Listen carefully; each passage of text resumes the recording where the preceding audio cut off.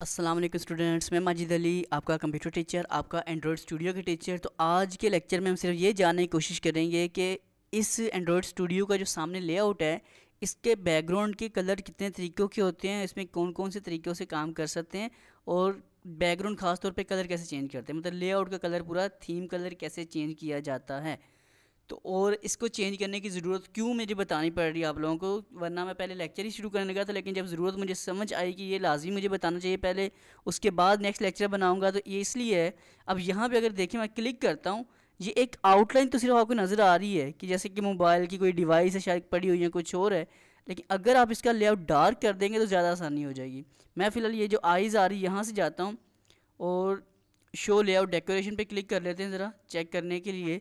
अब देखें, मोबाइल के ऊपर वाला स्टाइल सारा कुछ नज़र आना शुरू हो गया, लेकिन अभी भी प्रॉपर डिवाइस नहीं लग रही ये वाली। अगर आप इसका बैकग्राउंड कलर चेंज कर देंगे ना, पूरे लेआउट का थीम कलर चेंज कर देंगे, तो फिर आपको ये और क्लियर नज़र आएगा आप क्या कर सकते हैं। तो इसके लिए हम करेंगे क्या, फाइल मेन्यू में जाना है, आप लोगों ने लिखा आता है सेटिंग्स, सेटिंग्स पे क्लिक कर देना है। एक तो इंस्टॉलेशन करते वक्त हमने फैसला किया था कि कौन सा कलर हो कौन सा नहीं, अब इंस्टॉल होने के बाद की बारी हम सीख रहे हैं। इसके बाद आपने जाना है एडिटर में, ठीक है जी। एडिटर की जो एरो इस पे मैंने क्लिक किया, इसके अंदर लिखा आता है कलर स्कीम। मैं जैसे ही कलर स्कीम पे क्लिक करता हूँ, ऊपर लिखा आता है डिफ़ॉल्ट। डिफ़ॉल्ट का मतलब कलर ये जो आपके सामने नज़र आ रहा है वाइट कलर है। अगर आप इसमें डार्क कलर कर देते हैं, अब इसे मैं अगर अप्लाई करके ओके कर देता हूँ,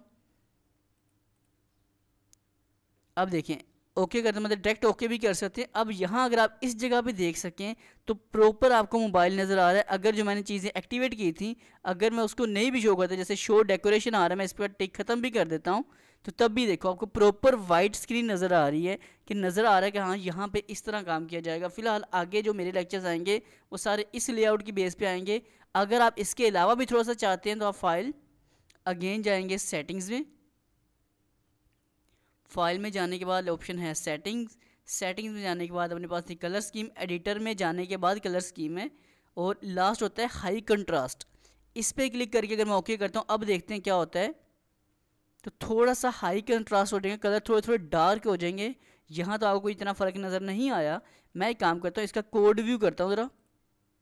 यहाँ देखिएगा, ये जो आपको टेक्स्ट नज़र आ रहा है, यहाँ पे बहुत ज़्यादा हाई कंट्रास्ट कलर आ रहे हैं। आपकी मर्ज़ी है कि आप इसको किस कलर की बेस पे लेके चलोगे। मेरा जो आगे सारा काम चलने वाला है, वो सारा का सारा हम काम करेंगे आगे इस डार्क वाला के ऊपर। ये देखिए, इसमें ज़रा ग्रे टाइप आ जाता है, उसमें ब्लैक था और दूसरे में सिर्फ वाइट था। मैं फ़िलहाल इस लेआउट के ऊपर सारा काम करने वाला हूँ नेक्स्ट आप लोगों के लिए।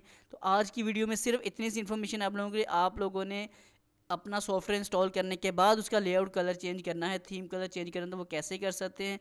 पॉइंट अच्छा लगे तो लाइक शेयर सब्सक्राइब ज़रूर करना, ना लगे तो छोड़ देना। मुलाकात करेंगे एक नेक्स्ट वीडियो में, जिसके अंदर हम काम करेंगे फर्दर अपनी एप्लीकेशन के मतलब।